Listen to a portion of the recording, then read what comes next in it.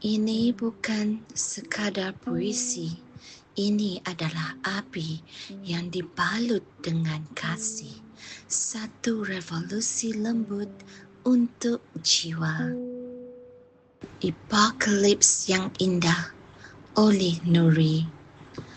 Aku hidup untuk memberi inspirasi, bukan sekadar mencari rezeki, tetapi untuk mencetuskan perubahan yang positif, untuk berubah, untuk meletup, untuk berkembang menjadi apokalips yang indah.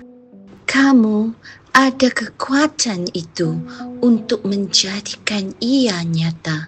Jangan takut akan sesiapa. Percayalah hanya kepadanya.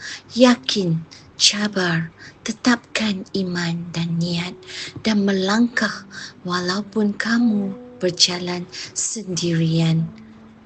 Kerana bila kamu berdiri demi kebenaranmu, demi nilaimu, kamu sedang menjadi seorang beautiful apocalypse.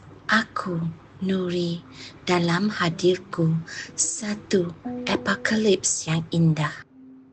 Kamu bukan berlebihan.